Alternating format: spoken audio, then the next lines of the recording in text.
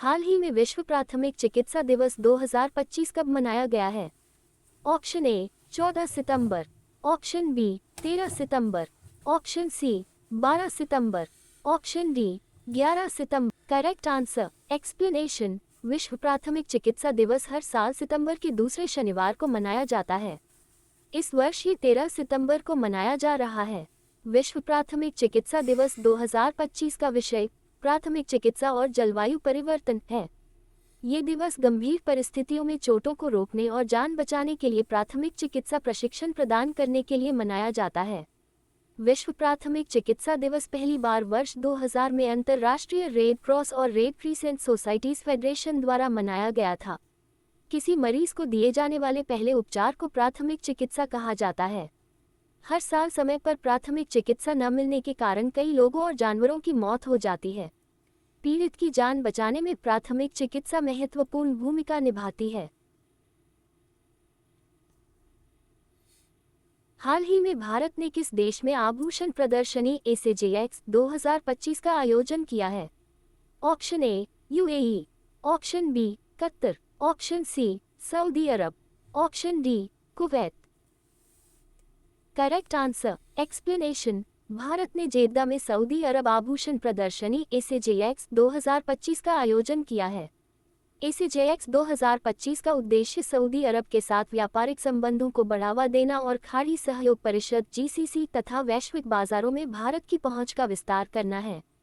ACJX 2025 का आयोजन भारतीय रत्न एवं आभूषण निर्यात संवर्धन परिषद GJPC द्वारा किया जा रहा है। ACJX को भारत के वाणिज्य मंत्रालय, रियाद स्थित भारतीय दूतावास और जेद्दा स्थित महावाणिज्य दूतावास का समर्थन प्राप्त है। ACJX 2025 का आयोजन 11 से 13 सितंबर 2025 तक हुआ। इसका आयोजन स्थल जेद्दा सुपरडोम था। 200 से अधिक प्रदर्शकों ने इसमें भाग लिया। उन्होंने 250 बूथों पर अपने उत्पाद प्रदर्शित किए। प्रदर्शनियों में हीरे और रत्नों के आभूषण, दुल्हन के संग्रह और प्रयोगशाला में उगाए गए हीरे शामिल थे। भारत ने 2024-25 में $32 अरब मूल्य के रत्न और आभूषण निर्यात किए। भारत हर साल 1 अरब से ज्यादा हीरों का प्रसंस्करण करता है। यह मूल्य के हिसाब से वैश्विक हीरा व्यापार का 65% और मात्रा के हिसाब से 92% है। वित्त वर्ष 2024-25 में भारत के रत्न और आभूषण क्षेत्र में प्रत्यक्ष विदेशी निवेश में 315% की वृद्धि हुई। इसने कुल $50 अरब के राष्ट्रीय प्रत्यक्ष विदेशी निवेश में योगदान दिया। ACJX के साथ विश्व आभूषण निवेश मंच का आयोजन किया गया। इसमें व्यापार, निवेश, खुदरा रुझान और क्षेत्र में पारदर्शिता पर चर्चा हुई।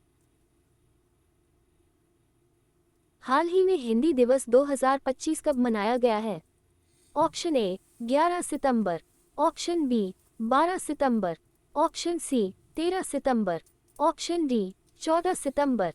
Correct answer explanation. हर साल 14 सितंबर को हिंदी दिवस मनाया जाता है। 14 सितंबर 1949 को संविधान सभा ने देवनागरी लिपि में हिंदी को भारतीय संघ की आधिकारिक भाषा अनुच्छेद 343 के रूप में अपनाया। 1953 से पूरे देश में हर साल 14 सितंबर को हिंदी दिवस के रूप में मनाने की घोषणा की गई। ये दिन बेहर राजेंद्र सिन्हा का जन्मदिन भी है। उनका जन्म 14 सितंबर 1900 को हुआ था। उन्होंने देवनागरी लिपि में हिंदी को भारत की आधिकारिक भाषा के रूप में स्वीकृत कराने में महत्वपूर्ण भूमिका निभाई। हिंदी सबसे अधिक बोली जाने वाली भाषाओं में से एक है और दुनिया भर में 60 करोड़ लोग इसे बोलते हैं। विश्व हिंदी दिवस हर वर्ष 10 जनवरी को मनाया जाता है। हाल ही में किस राज्य में पल्लास बिल्ली का पहला फोटोग्राफिक साक्ष्य किस राज्य में पाया गया है? Option A Arunachal Pradesh, option B Uttarakhand, option C Manipur, option D Sikkim. Correct answer explanation. Arunachal Pradesh में वाइल्ड लाइफ सर्वेक्षण ने राज्य में दुर्लभ पल्लास बिल्ली का पहला फोटोग्राफिक साक्ष्य प्रदान किया है। इस दुर्लभ बिल्ली का वैज्ञानिक वर्णन 1776 में पीटर साइमन पल्लास ने किया था। यह मुख्य रूप से मध्य एशिया में पाई जाती है, जिसमें पश्चिमी ईरान, मंगोलिया, चीन, रूस, कजाकिस्तान और किर्गिस्तान शामिल हैं। ये चट्टानी घास के मैदानों और झाड़ियों में रहती है। हाल ही में भारत की गैर जीवाश्म विद्युत उत्पादन क्षमता कितने गीगावाट तक पहुंच गई है? Option A 200, option B 250, option C 300, option D 350। Correct answer. Explanation. Bharat ने स्वच्छ और सतत ऊर्जा भविष्य की दिशा में एक बड़ा मील का पत्थर छू लिया है। नई दिल्ली में आयोजित नवीकरणीय ऊर्जा पर राज्य स्तरीय समीक्षा बैठक के दौरान केंद्रीय नवीन और नवीकरणीय ऊर्जा मंत्री प्रहलाद जोशी ने घोषणा की कि देश ने 250 गीगावाट गैर जीवाश्म ईंधन आधारित बिजली उत्पादन क्षमता हासिल कर ली है। यह उपलब्धि भारत को स्वच्छ ऊर्जा क्षमता वाले शीर्ष देशों में शामिल करती है और पेरिस समझौते के तहत 2030 तक 500 गीगावाट नवीकरणीय ऊर्जा लक्ष्य की ओर तेजी से आगे बढ़ाती है। हाल ही में संयुक्त वार्षिक अभ्यास एक्सआईएम भारत 2025 किस देश में आयोजित किया गया है?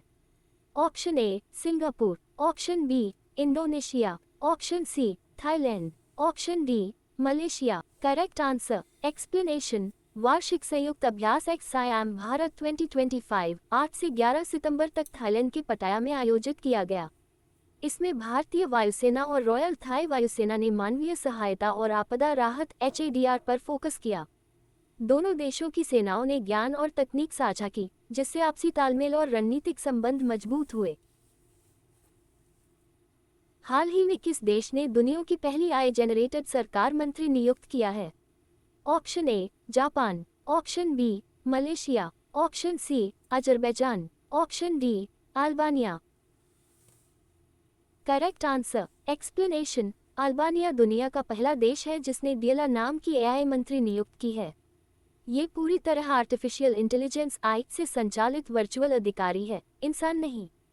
प्रधानमंत्री अदी रामा ने 11 सितंबर 2025 को डियला को पेश किया।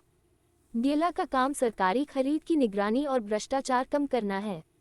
ये नागरिकों की डिजिटल अनुरोधों को भी संभालती है।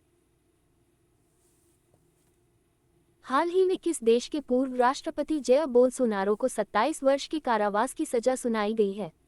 Option A Argentina, option B Brazil, option C Canada, option D Mexico. Correct answer. Explanation. Brazil के पूर्व राष्ट्रपति जय बोल्सोनारो को गुरुवार को सुप्रीम कोर्ट के बहुमत से 2022 का चुनाव हारने के बाद सत्ता में बने रहने के लिए तख्तापलट की साजिश रचने का दोषी ठहराया गया और कोर्ट ने उनको 27 साल की सजा सुनाई है। अब उन्हें लगभग 3 दशक तक जेल में रहना होगा। न्यायाधीशों ने कई दिनों तक मतदान करके उसे दोषी ठहराया और अंतिम फैसला 4-1 से सुनाया।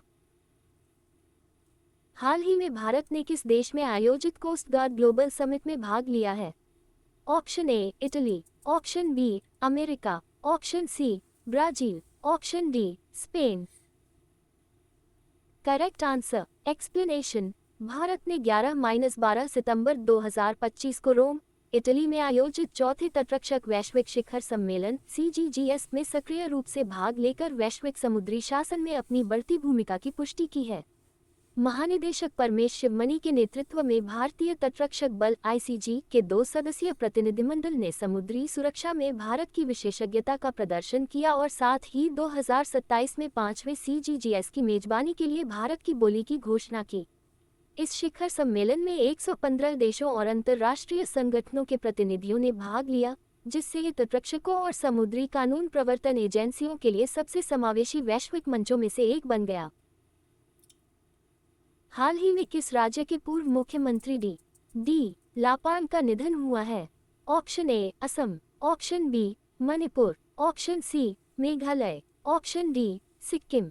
Correct answer. एक्सप्लेनेशन। मेघालय के पूर्व मुख्यमंत्री डी लापान का 91 वर्ष की आयु में निधन हो गया है। वे राज्य के सबसे लंबे समय तक सेवा करने वाले राजनेताओं में से एक थे। उन्होंने 1992 से 2008 के बीच 4 बार मुख्यमंत्री पद संभाला था। 12 सितंबर को शिलोंग के एक अस्पताल में उन्होंने अंतिम सांस ली। लापान का जन्म 10 अप्रैल 1934 को हुआ था।